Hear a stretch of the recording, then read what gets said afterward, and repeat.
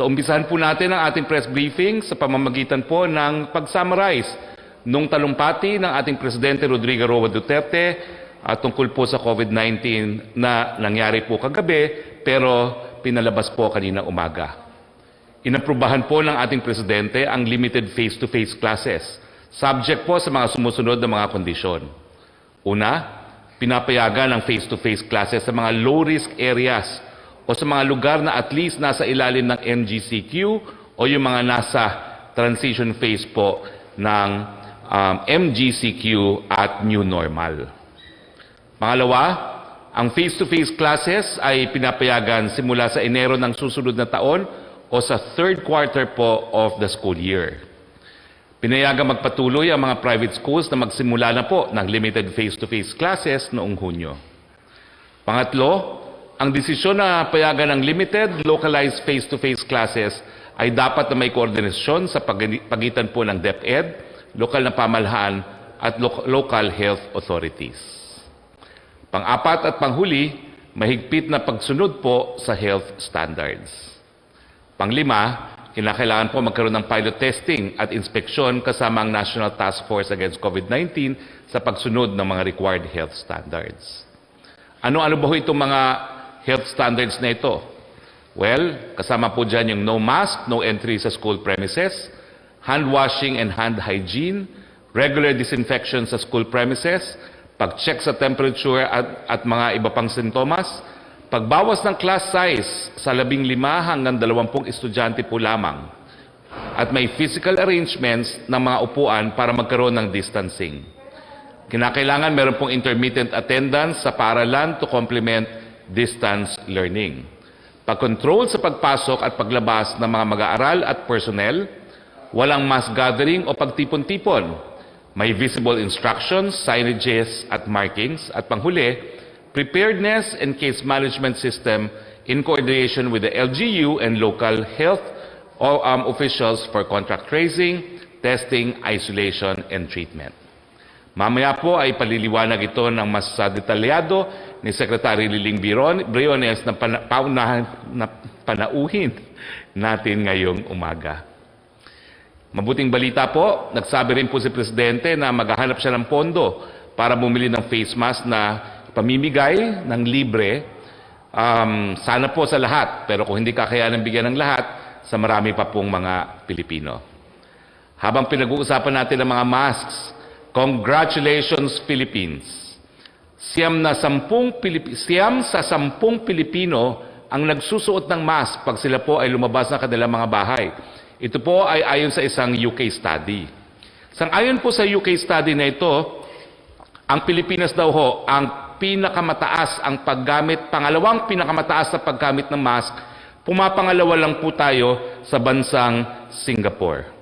Ang sabi po sa report na ito, 91% of Filipinos always wear mask whenever they go out. Ang Singapore po, bilang number 1, 94% of its population ay palagi pong nagsusuot ng mask outdoors. At ang sabi pa po sa survey na ito, only 1% of Filipinos do not wear masks outside of their homes, 2% sometimes wear masks, and 5% frequently wears masks outside. Lumabas din po sa pag-aaral na 83% ng lahat ng Pilipino ay naguhugas ng kanilang mga kamay with soap and water at 50% po ng ating mga kababayan ay lumalabas na kanilang tahanan para magtrabaho. Samantala, 42% daw po ng lahat ng ating mga kababayan ay nakasalalay po sa public transportation. Dahil nagpapababa po ang pagsusuot ng mask dun sa tsansa na mahawa ng sakit, congratulations, Philippines. Pagpatuloy pa po natin ang pagsusuot ng mask, samahan na rin po natin ng social distancing at paghuhugas ng kamay. Puntahan naman po natin ang COVID-19 updates. Meron na po tayong 43,991 active COVID-19 cases ayon sa latest report ng DOH. Sa mga aktibong kaso, 90.6% po ang mild, 8.5% ang asymptomatic, 0.4% ang severe, at 0.5% ang critical. Lampas 23,000 na po o 23,072 ang mga gumaling. Samantalang may 40 na-report na binawian ng buhay kahapon, kaya ang suma total na po ng mga namatay ay 1,835. Makikita naman po natin sa susunod na infographic ang hospital beds and mechanical ventilators for COVID-19 as of July 19, 2020. Actually po, magandang balita ito dahil dumami po yung mga available na mga ICU beds at hospital beds. Sa katunayan po, meron po tayong 1,358 ICU beds, 665 or 49% ang occupied at 693 or 51% pa po ang available. So, dumami po ngayon ang ating ICU beds. 10,573 naman po ang ating isolation beds. 5,196 or 49.1% ang occupied, 5,377 or 50.9% ang available. So yung mga asymptomatic at mga mild, pwede pa po tayong pumunta sa ating isolation centers at ipapakita po natin kung ano ang mga itsura ng mga isolation centers kung hindi po ngayon sa mga susunod na press briefings. No? Ang bilang naman natin po ng ward beds ay 3,665, 2,013 or 54.9% ay occupied, 1,652 or 45.1% ay available pa po. Sa ventilators, marami pa po tayo. Meron pong 503 or 25.3% ay occupied o ginagamit at 1,485 naman po ang po pwede pang gamitin, equivalent to 74.7%. Marami po ang natatakot at kinakabahan na maospital. Makikita naman sa mga sumusunod ang mga larawan ng ating isolation at treatment facilities. Ito po ay dahil hinihimok po natin ang mga asymptomatic, ang mga mild, kung wala po kayong sariling kwarto, walang sariling banyo, tera na po sa isolation centers. Kung kayo po ay nagtatanong, bakit kaya nagmamas naman ako, nagsistay at home naman ako, patuloy pa rin ang taas ng kaso, siguro nga po dahil hindi masyado na-explain nung mga unang panahon na kapag ikaw ay mild ay asymptomatic, kinakailangan pumunta ka pa rin sa isolation center kung wala kang sariling kwarto at banyo dahil mahahawa mo ang iyong mga pamilya at iyong mga kapitbahay. Siguro po, ito ay isang dahilan kung bakit patuloy ang pagtaas ng mga kaso. Sabi ko nga po sa inyo, no, 5-star treatment po ang binibigay ng pamahalaan dito sa mga isolation centers. So, tignan po natin ang ilang mga isolation centers na po pwede po natin gamitin kung kayo ay mild or asymptomatic. Aircon po silang lahat. Meron pong 3 beses sa isang araw na pagkain libre. Meron pong wifi, meron din pong mga nurses, meron din pong mga doktor. At libre pa po ang pick-up o pasundo papunta po sa ating mga isolation centers. Sa mga kababayan na asymptomatic or mild, mag-hotel muna ho kayo dahil mainit ang panahon naman. At ito po talaga ay makakatulong para mapababa po natin yung dumadaming kaso ng COVID sa ating bayan. Sa ibang bagay naman po, naglungsad po ang aking alma mater, ang UP, ng programa para makalikom ng pondo para sa mga estudyante. Ang tawag dito po ay Kaagapay sa Pag-aaral, Fundraising and Resource Generation Campaign. Gagamitin po nila ang pondong malilikob para po pagbili ng laptop at iba pang mga gadgets na magagamit ng mga isko at iska para po sa kanilang blended or flexible learning. Dito po nagtatapos ang ating presentation. Bago po tayo pumunta sa mga tanong ng MPC, pakinggan po natin ang resource person natin ngayong tanghali. Tulad ng sinabi ko, wala pong iba kundi si Secretary Liling Briones ng Department of Education para pag-usapan ang kanyang presentasyon sa naaprobahang limited face-to-face classes ng ating Presidente kagabi. Secretary Liling Briones, the floor is yours. Good morning, ma'am. Good morning, Secretary. Maraming salamat sa binigay na opportunity para sa amin sa Deped na mag-present ng main features ng ating limited face-to-face program. Kailangan i-emphasize na itong face-to-face na inaalaw natin ay limited So, hindi pinipilit ang lahat ng mga learners na dumaan itong prosesong ito. By limited, we mean, una, kailangang na-approve ng IATF at saka na-classify ang isang local government o isang eskwelahan na siya ay low risk. Para lang ito sa mga paaralan, para lang ito sa mga local governments, kasi sila ang humihingi nito na low ang kanilang risk assessment. Pangalawa, kailangan mag-comply sila sa mga requirements ng ating chief implementer.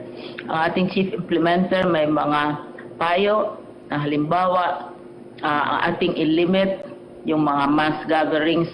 Kailangan i-control natin kung air-conditioned ba ang ating mga paralan, i-control ang temperatura ng ating mga classrooms, kailangan ang size ng classrooms, lalo na sa public schools, angkop para sa social distancing. At pinaka-importante, tayo ay compliant sa minimum health standards ng Department of Health. So, hindi ito para sa lahat, hindi ito pinipilit sa lahat ng mga eskwelahan. Para lang ito sa mga lugar na napakababa ng health risk, kagaya ng mga probinsya, mga isla, na zero level na ang kanilang record sa mga bagong COVID cases, sa mga malalayong lugar na hindi naman naabot ng coronavirus. At importante, sinasabi namin, una, 4 itong aspeto, aprobado ng IATF at saka with the consent also of the chief implementer. Pangalawa, yung aming mga school buildings kung saan gaganapin itong mga face-to-face, limited face-to-face classes natin ay harmonious sa mga pangangailangan ng face-to-face learning ngayon.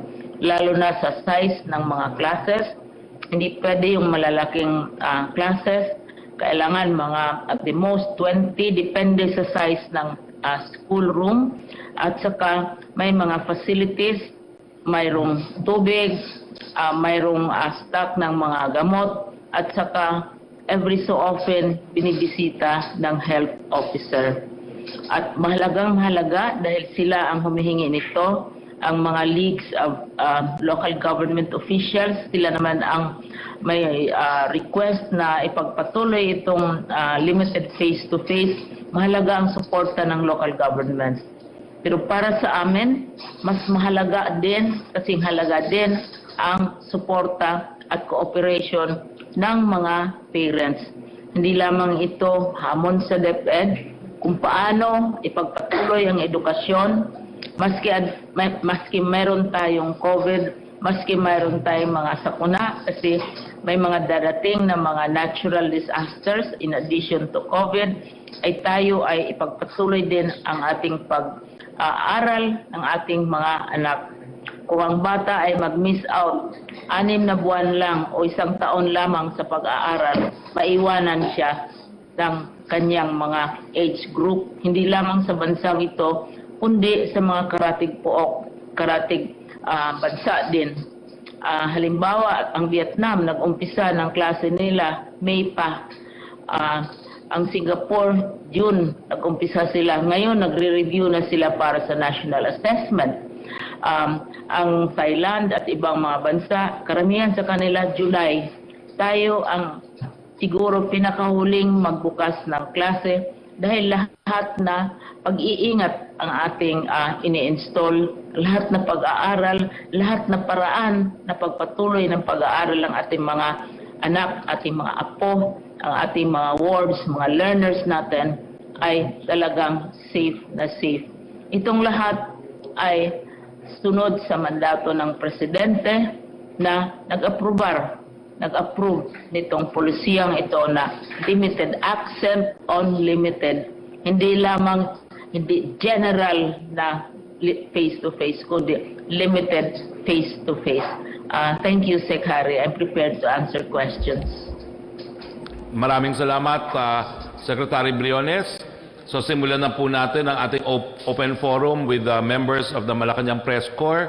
Let's start with Joyce Balancio of ABS-CBN. Yes po, good afternoon, Secretary Roque and Secretary Briones. On face-to-face learning lang po, Secretary Briones, dahil sabi nyo nga po, limited po yung number of students na po pwede sa classroom. Ibig sabihin po ba nito magkakaroon tayo ng maraming klase o batches of students? And paano din po yung, for example, may mga ibang magulang na ayaw nila sa face-to-face pero gusto pa rin nilang mag-aral yung anak. So, blended learning din po ba ang ibibigay sa kanila? Secretary Briones. Yes, kasi thank you, Secretary. Yes, kasi ang ating thrust ngayon ay blended learning. Yung mga parents na ayaw talaga ng face-to-face, may choice naman sila na sa online halimbawa. Kung hindi pwede ang online dahil problema ang connectivity, nandiyan ang telebisyon, nandiyan ang radyo, at saka kung hindi pa rin ito pwede dahil siguro malayong-malayo ang parents o ang lugar ng mga bata, yung sinasabi namin na IBM, it's better manual. Kaya yung modular system namin, gagamitin pa rin yung mga reading materials, mga learnings, etc. I-deliver yan sa mga bahay ng mga bata. Siguro sabihin natin, paano yan with more than 20 million students? But if you reduce it to the school level, sa tulong ng mga local governments, ay ito ay magagawa at the level of the school. At saka ang teachers naman ay mamobilize din sila. Sinubukan na natin ito sa Navotas, sinubukan na ito ng ilang eskwelahan, kasi nagkaroon na tayo ng tinatawag natin simulation ng blended approach na yung apat na pamamaraan ay sinubukan natin from kindergarten, elementary at hanggang senior high school, junior high school, at nakikita natin ito ay umobra. Kailangan ang tulong ng local governments, kailangan ang cooperation ng parents, kailangan of course crucial ang papel ng ating teachers at saka ng Deped at the support of national government dahil ang kalakihan, ang bulto ng ating funding, ating budget ay galing sa national government with President Duterte. Follow-up din po, Secretary Liling, napag-usapan po ba sa meeting with PRRD kung meron kayong recommendation to move yung date ng opening of classes? Kinakailangan din po ba ito ng Deped ngayon? Right now, hindi namin yan pinag-uusapan yung opening ng classes dahil maski mayroon ng batas, no, na yung bill na nagbigay ng kapangyarihan sa presidente na mag-determine ng opening of classes, pwede niya yung baguhin, pero kakapirma pa lang niya, kailangan pa ng implementing rules and regulations. So, yung current batas na nagsasabi na hindi tayo lalampas ng August para sa basic education ay nandyan pa rin.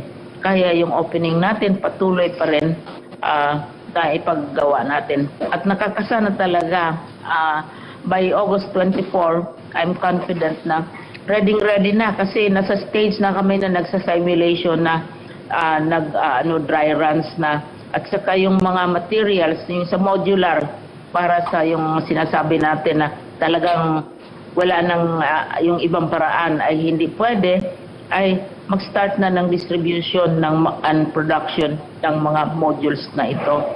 So lahat naka-schedule, naka-gear towards August 24. Dahil nga, sinasabi ko, wala pa namang implementing rules and regulations ang bagong batas.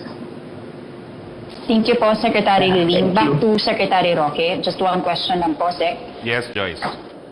Tukol po dun sa utos ni Pangulong Duterte na arestuhin na po yung mga lumalabag sa quarantine protocols. Just to be clear, what specific violations po applicable ito? Wearing of face mask and physical distancing din po ba? And how are we going to do it? Detention po ba or fines? And also yung worries ng iba na baka magamit daw po ito sa abuse? Kasama po yan dun sa binubuong Unified Ordinance, no? Na isusulong po ng Metro Manila Council sa mga iba't ibang konseho ng Metro Manila. So antayan po natin yan dahil nasa iba't ibang lokal na pamahalaan na po yung draft ng Unified Ordinance.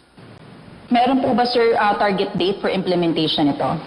Wala pa pong naiset na target date pero that's as soon as possible kung maisasabatas na po ng mga iba't ibang mga konseho.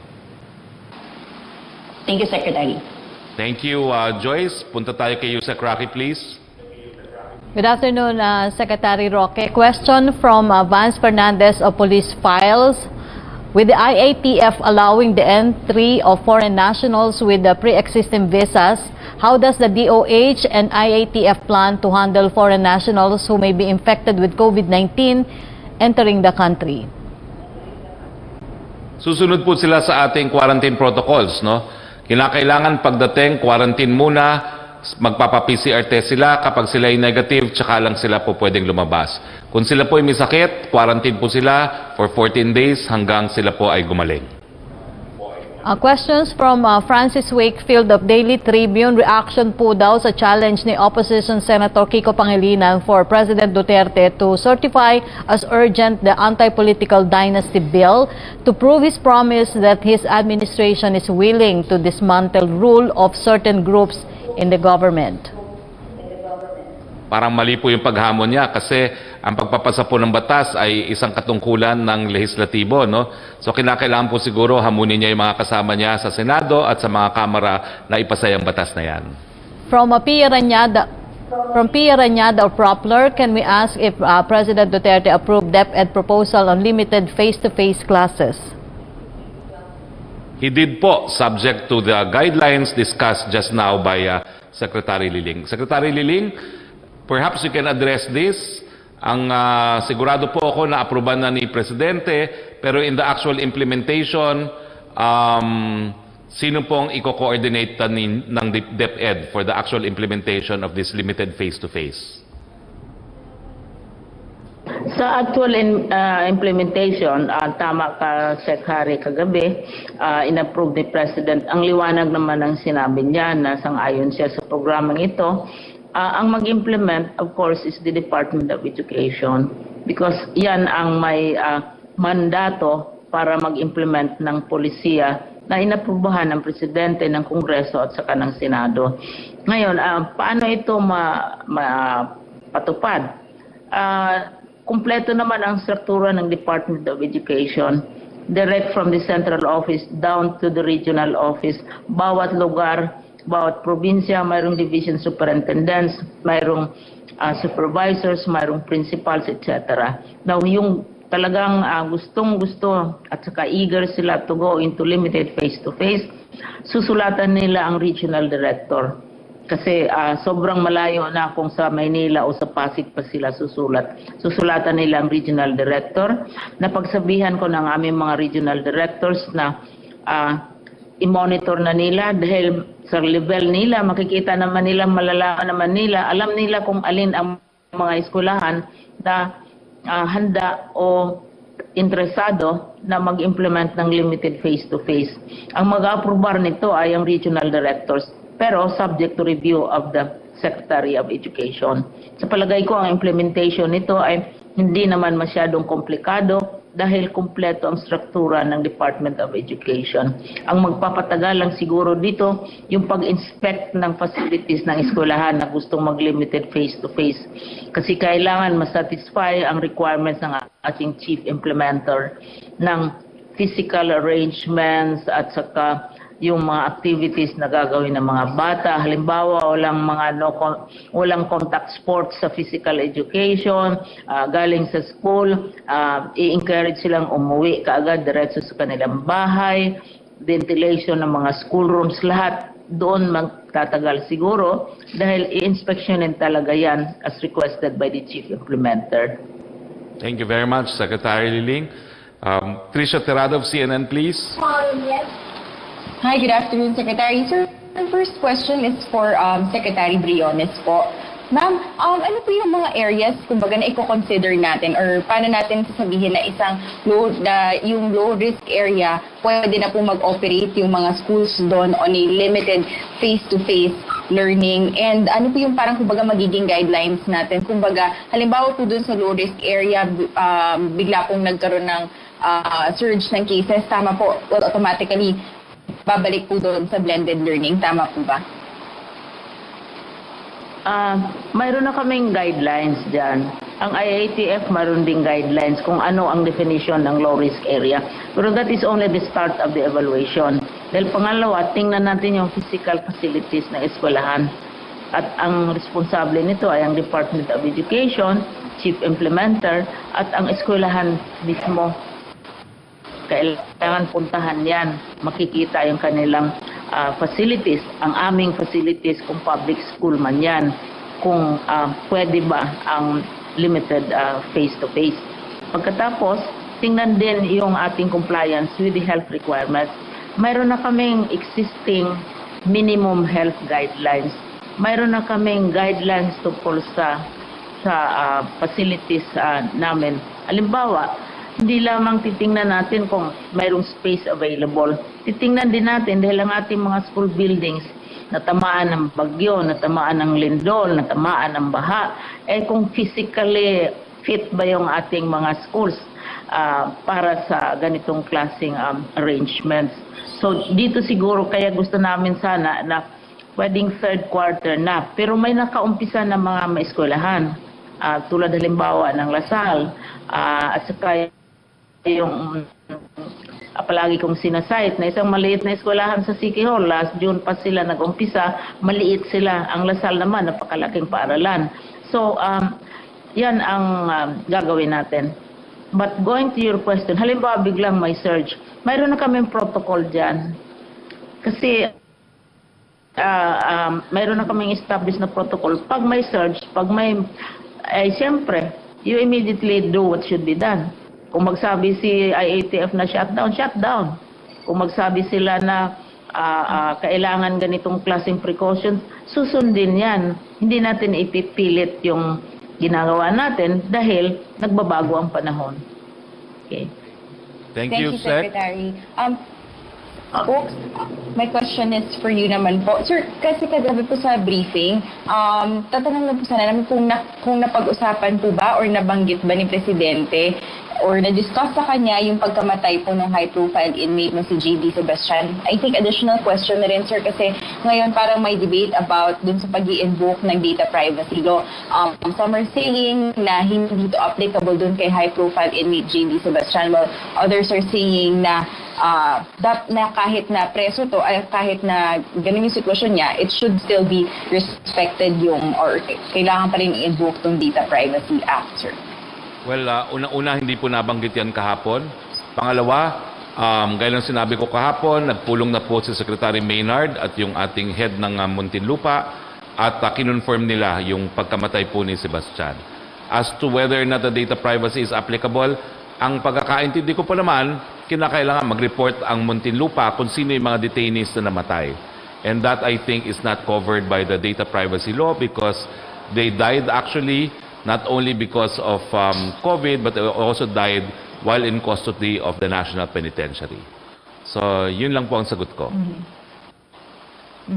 Secretary, follow-up lang po because I think last week, Secretary Vince Dizon said na i-release na po yung guidelines for expanded testing. Is that available now? Mas marami na po ba yung, kumbaga, masasakop dun sa bagong testing? May guidelines na po ba tayo for that? Well, antayin po natin yung release ng guidelines, but what was approved in principle by the IATF is we will certainly, marami tayong itetest, hindi lang yung mga symptomatic, hindi lang yung mga nagkaroon ng contact sa mga COVID positive. Lahat po ng frontliners, itetest na natin at kasama po sa frontliners, ang mga security guards, ang mga sales clerks sa mga tindahan, at kasama rin po ang mga miyembro ng media. So, expanded po ang definition natin ng frontliners at pati po mga asymptomatic dahil sila nga po yung mga silent carriers, no? Isasama na rin po natin yan sa testing. Thank you, Secretary. Thank you, Trish. Yusek Roque again, please. Secretary Roque, ang tanong mula kay Julie Aurelio, ang nakalagay naman dito, same request daw po doon sa limited face-to-face. Ang tinatanong po daw niya kung may condition ba na gusto na ma-impose si Pangulong Duterte or directive to IATF to operationalize how it's going to be done. What was shown, I think, this morning was exactly everything that he said. He approved it, and pursuant to the guidelines then, reported to him by Secretary Briones. Ang sabi lang niya, talaga namang even with COVID-19, the process of learning should continue. Next question, please. From Rose Novenario of Hataw, kung para po sa pag-ibig fund, pwede kaya na i-defer muna ang salary loan payment ng mga empleyado na naging daily wage earners at 3 times a week na lang po muna ang pasok sa trabaho dahil sa COVID-19 pandemic? Well, ang sabi po na isang pag-ibig trustee, ang pag-ibig daw po is in the process of crafting a campaign to help its members who have religiously been paying but whose work is now affected by the pandemic. So magkakaroon po ng bagong pulisiya pagdating dyan. Pero hinighlight po ng pag-ibig na ang pag-ibig daw po ay pagdating sa mga penalty rates ay mas magpatawad, more forgiving compared to commercial banks. So abangan po natin ang bagong pulisiya. Thank you. Maricel Halili, please, of TV5. Hi sir, magandang hapon po. Sir, tungkol lang po dun sa rekomendasyon ni Secretary Galvez na magkaroon ng for COVID-centered hospitals dito sa Metro Manila. Ano po yung, meron na po ba tayong mga inaay na mga existing hospitals or potential na pwede nating i-convert na maging COVID center, or are we planning to, kumbaga, start from scratch kagaya ng ginawa ng China that they built a hospital for 10 days? Hindi po, Can we ngayon do meron that? na tayo. Ngayon po meron na tayo, ang PGH po, ang National Kidney at saka ang Quirino Memorial, no? So dadagdagan lang po natin yung mga COVID hospitals na yan. Ang ehemplo po na sinabi kahapon ni Secretary Galvez nga, doon po sa Quirino, no, nagkaroon na sila ng expanded emergency room para ma-accommodate po yung mga additional COVID patients. Sir, tungkol lang po doon sa opening of classes, what made the President change his mind? Kasi siya po yung nagsabi before na no face-to-face, but then before po the opening of classes, he decided na pwede naman pala yung limited face-to-face. What made him change his mind, sir? Simple lang po yan. Secretary Leonor Briones. Secretary Briones convinced the President. Ma'am, opo, clarification lang po doon sa procedure ng pag-accredit ng mga schools. Kailangan po ba yung mga schools sa mga low-risk areas yung mag-apply sa Deped or sa IATF bago po ma-approve na yung kanilang limited face-to-face, or will DepEd decide kung ano yung mga areas na sisimulan yung inspection? And I remember po Secretary Galvez mentioned before na dapat wala munang playground, i-check muna yung mga canteen na walang buffet. So you will also follow this, ma'am? Thank you for that question dahil maganda ito kasi operations already implementation na sabi ko nga, at the level of the regional directors or at the level of the superintendents, alam nila sa teritoryo nila kung aling mga eskwelahan na may posibilidad na magka-limited face-to-face. Kaya sinasabi ko rin sa kanila, tingnan na nila, i-survey na nila just in case kung i-approbar ang policy ng presidente. So, mag-ano lang sila, mag-indicate ng kanilang interest in face-to-face, at saka i-process yan. At saka mayroon naman tayong struktura, mayroon naman tayong proseso, at saka at the level of, as I said, the region, the municipality, the province, nagkakaalaman naman lahat. Alam naman natin na maski na sa low-risk area ka, for all you know, hindi siguro pwede pa rin mag-face-to-face dahil kulang pa sa ibang mga requirements. At saka yung mga advice ng ating chief implementer, talagang susundin natin yan. This is sound advice. Halimbawa, yung circulation ng air, ay kung halimbawa, kasi maraming private schools ang may gusto nitong limited face-to-face.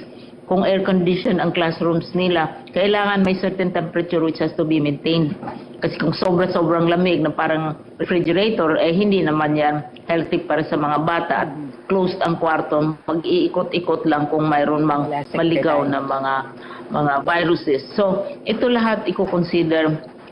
Ito yung yung inspection process, kailangan talagang gawin dahil require ito. At sa palagay ko, hindi naman how many thousand schools ang magkakaroon ng interest o magpa-participate dito dahil alam nila na mayroong requirements. First step lamang yung sabihin natin yung assessment ng low risk. That's only the first step. The other is what is the physical state of your school. Yung amin na yan, that is from our end. Kasi kami, we know what is the status of our schools. Kung halimbawa ay isang building, yung ceiling niya ay nakatiwangwang o medyo weakened na yung structure niya dahil sa mga bagyo, mga natural disasters, hindi pa rin namin yan papayagan. Kasi ibang klaseng risk yan, that's physical risk already. O kung walang lugar para sa social distancing. So first step lamang yung low risk area assessment. The others have also to be put in place as well. But it can be done because at the level of the province, at the local level, we more or less know what is happening and which schools are very likely to be interested. Like yung iba, nag-umpisa na sila and they have shown that it can be done. Mga private schools ang karamihan na nagpa-practice na nitong mixture of face-to-face, limited face-to-face, and the other approach is to blended learning. Thank you. Hindi naman siguro ang Secretary of Education lang ang nagpakita sa presidente na ito ang policy. Ito hinihingi ito ng mga local governments at siyempre malaking tulong ng spokesperson to arrange dialogues, exchange of information and so on. So lahat-lahat tayo involved dito sa policy na ito. Thank you. Thank you very much, Secretary Thank you, Leonor ma'am. Thank you, Briones. folks. But it was still primarily Secretary Leonor Briones. But anyway, wait, Joseph Morong? Hindi, ikaw pa pala. Okay, go ahead, Maricel, for your next question. Sorry, Joseph, Maricel has another question pala. Sir, follow-up na lang po doon sa SONA. Will the family of the President attend the State of the Nation address on Monday? Who else did the President invite to personally attend the SONA in Congress? Hindi ko pa po alam kung sino yung magiging kasama ng Presidente. Ang alam ko lang po, marami po yung kasama ng Presidente, pero karamihan po dyan ay siyempre ang Presidential Security Group, ang PSG. So limitado lang po ang mga miyembro ng kabinete na makakarating, sa 15 lang po. At sa panig naman po ng mga mababatas, 25 po galing ata sa Kamara at lahat po ng miyembro ata ng Senado. Para 50 lang po yung mga mababatas. Well, Sir, kasama po kayo doon sa 15? Hindi pa po sigurado kasi hindi pa po alam kung magkakaroon ng press conference pagkatapos ng SONA. Kung magkakaroon po ng press conference, hindi po ako makakasama sa Kongreso, makakasama ko po kayo. Ang problema, sarado nga po ang NEB. So, lahat po yan ay nakasalalay kung ano mangyayari sa NEB.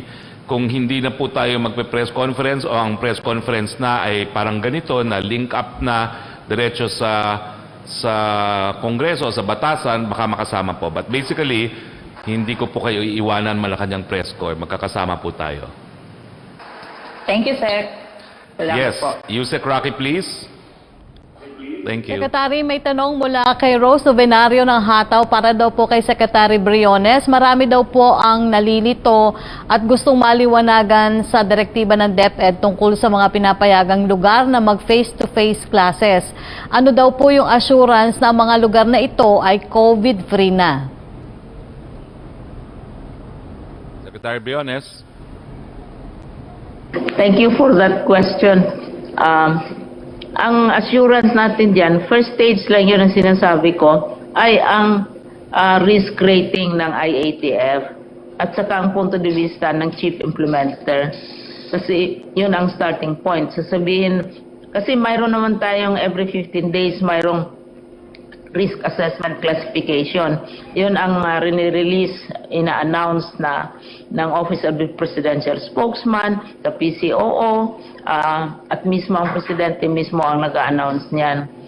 Pero number one lang yan sa first step lang yun sa ating process of allowing face-to-face, limited face-to-face learning.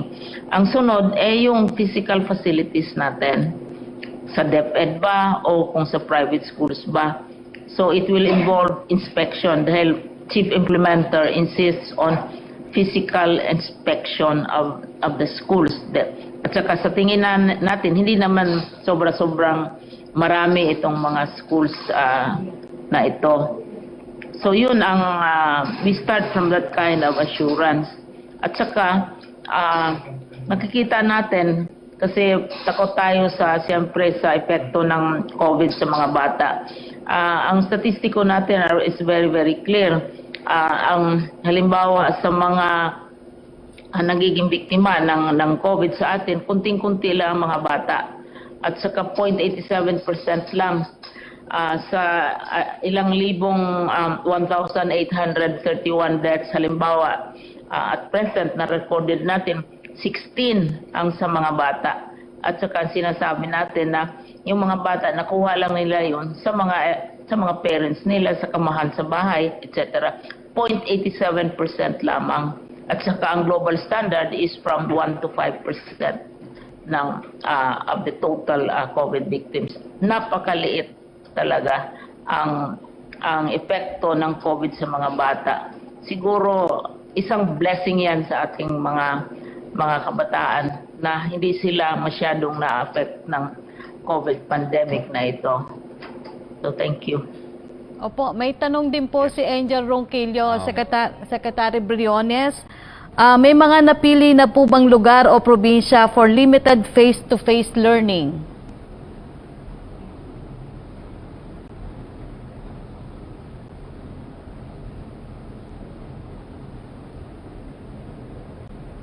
Walang audio. Ang pagkakaalam ko ay ang De La Salle system, no, which is countrywide. Nag-start sila June pa. At saka may mga eskwelahan, mga certain private schools, dahil ang official start ng classes pwede naman sa June up to August, ay nag-umpisa sila ng August. Pero itong dalawang ito, kabisado namin dahil talagang amin itong na-monitor at tinitingnan natin ito. Sa mga private schools, kadalasan naman talaga, even before COVID or no COVID, they have already been involved in blended learning. Ginagawa na nila ito na mayroon talagang face-to-face. Ako naniniwala ako na maski limited, dapat ipagpatuloy natin itong limited na face-to-face dahil ang ating mga bata at mga anak, mga apo, pinapalaki natin bilang human beings. Mahalaga ang human interaction na matuto silang makikitungo sa kapwa bata, sa teacher, sa mga adults, sa loob ng eskwelahan. And if we can do this in spite of COVID on a limited scale, then we will have fulfilled our mandate to help nurture a complete, a full, a whole individual and not a robot. Thank you. Okay. Joseph, one more question. Ace Romero. Mr. Roque. Opo, you said the number of ICU ward and isolation beds have increased. Is the critical care capacity of the country still in the danger zone? Medyo bumaba po tayo dahil nasa 50% na po tayo, no? Ang danger point po ay nasa 70%, ang 50% po ay medium risk. So nasa medium risk po tayo ngayon as far as critical care capacity is concerned. Joseph Morong. Sir, good afternoon. Sir, doon muna ako sa mask, no? Yesterday, last night, the President said that he will buy as many as he can afford na mga mask. And then he said that under normal times, medyo 3 billion pag-arrest sa mga hindi nagsusuot ng mask. But then he said that this is a pandemic and now he wants the police to intensify, no, yung implementation of this health protocol. So number one question, sir, is that can we expect or are we expecting that the police will arrest yung mga hindi nagsusuot ng mga mask? And with regards to the procurement In costing, sir, how much will this cost the government and paano po i-distribute yan? On the first question, nasagot ko na po yan. It will depend on the uniform ordinance to be passed by the different councils of Metro Manila and in different parts of the Philippines.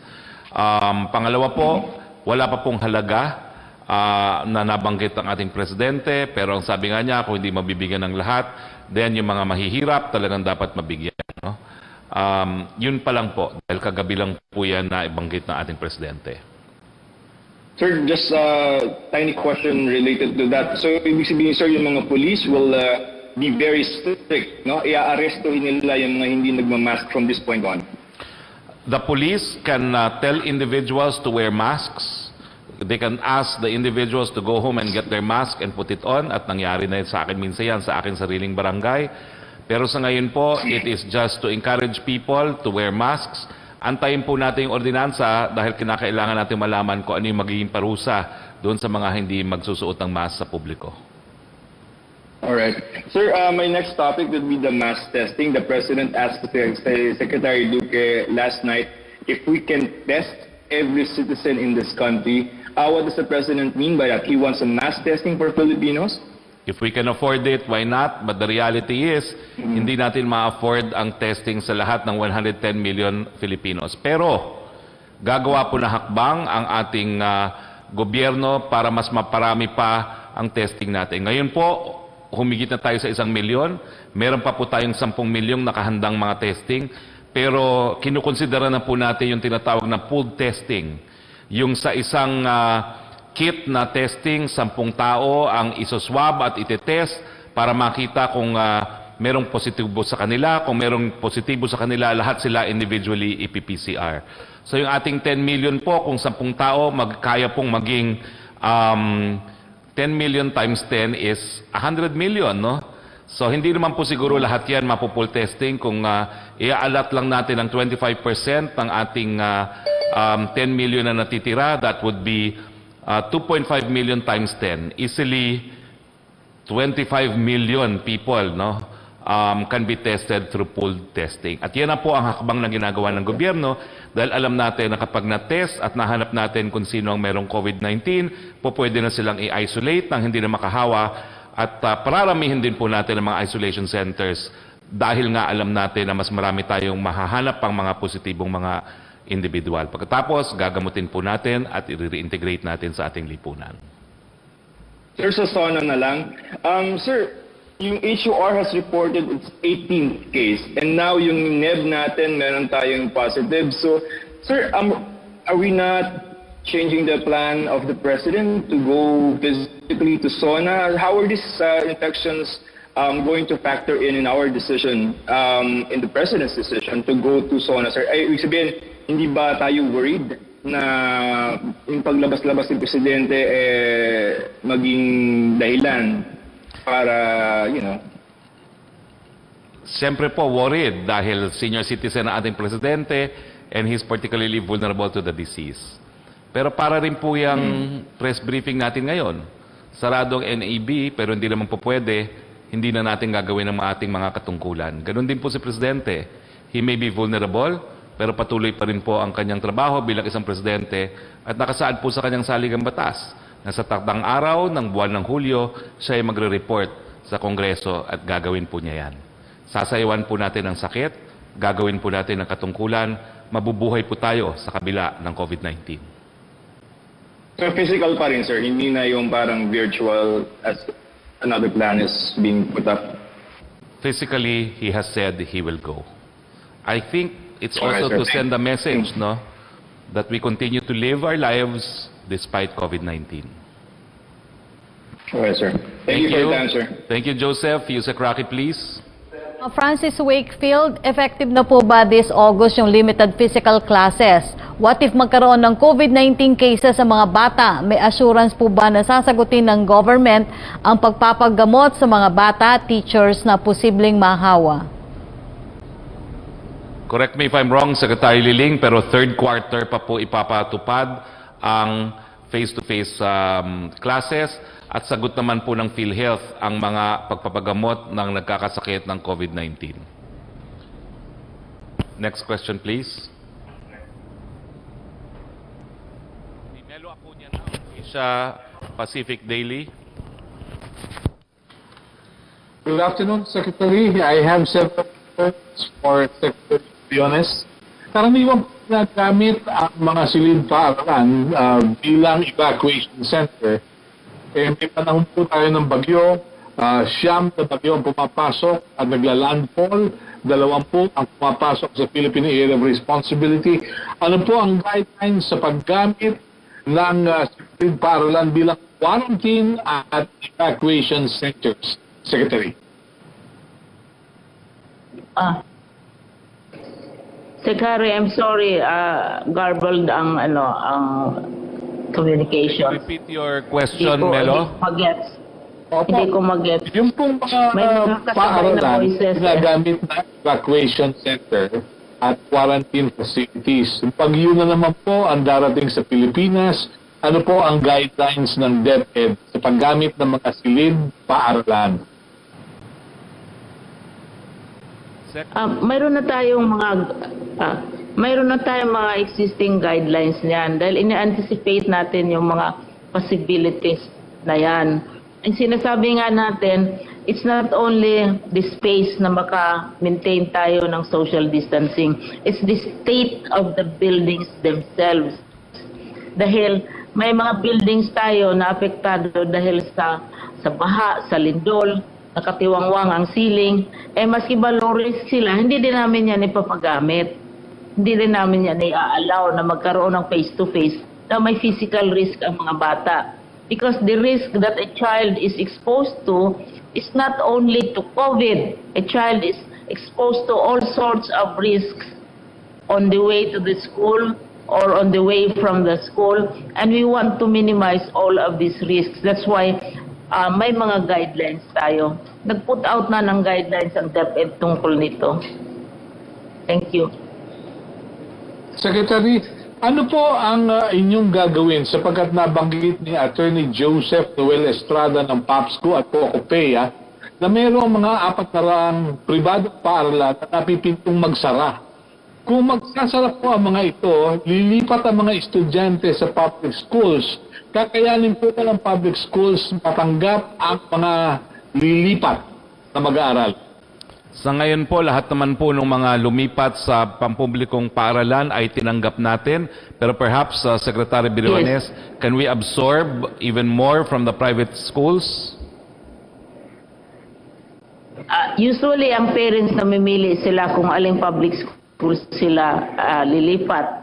But, siyempre, marami ng mga parents din na nag-reserve, February pa, nag-reserve na sila sa mga public schools natin. So, halimbawa, oversubscribed ang Manila. Manila, over 100% na pinagbibigyan namin yung mga parents na gusto talagang ipasok nila sa Manila dahil may mga benefits, mga perks na binibigay ang Manila. My own city, oversubscribed, over 100% na compared to last year, no? Pero there are other schools also in the surrounding cities na pwede nilang mapuntahan. So, basta hindi lang sila mamimili kung saan sila pupunta, kung alin ang mga schools na available, pwede nilang mapuntahan. First come, first serve dito kasi February pa nag-start ang reservations. So, yung mga nakauna, binibigyan sila ng preference. At saka ang mga local governments kasi, ang pinipili din nila, tinatanggap yung taga-kanila. Halimbawa, Maynila, gusto nila taga-Maynila. Kung Quezon City, gusto nila taga-Quezon City. Pero, tatanggapin din. Tama si Secretary. Kasi nasa konstitusyon yan. Dapat hindi natin tanggihan ang isang bata na gustong mag-aral. Medyo nahuli lang, kasi ngayon lang siguro naka-decide ang parents, but tatanggapin sila. We will allow even late enrollment para makahabol lang ang mga bata. Opo.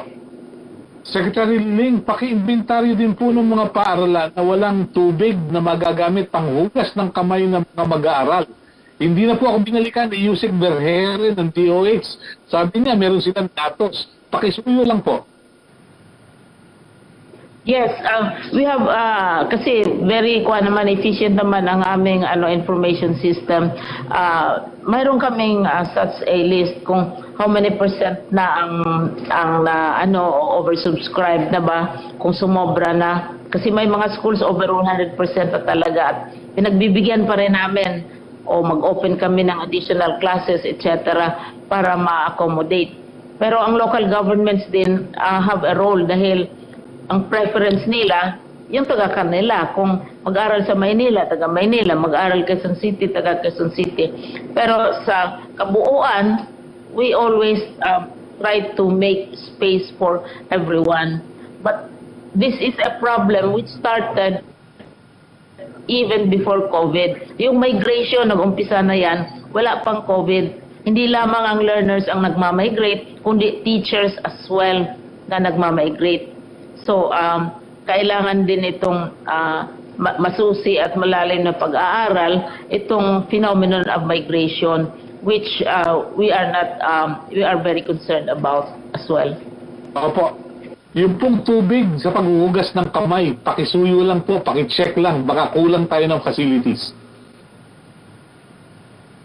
Yun nga ang isa sa standard natin kasi karamihan mga schools makita natin sa labas pa lang you will see washing areas already even before COVID. That's part of the training of the child kasi pero yung water supply kung minsan out of the control of Deped yan, yung supply and availability of water, kaya nakikiusap din kami sa mga concerned agencies. Isa sa mga factors yung natitingnan namin na availability of water, of medicines, etc. bago tayo mag-allow ng limited face-to-face. Yes. Okay. Salamat po, Secretary. Thank you. Thank you, Secretary. Well, we're out of Thank you. time. Maraming salamat, Secretary Liling Briones.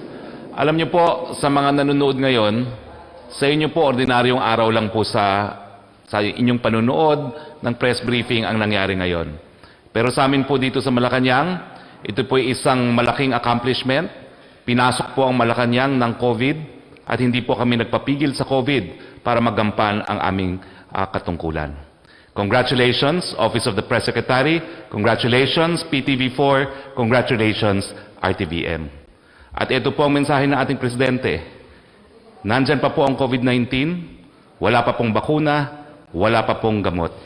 Pero hindi tayo po magpapapigil ng ating buhay. Tuloy po ang pang-araw-araw na buhay, and Philippines, we will heal as one. Good afternoon to all of you.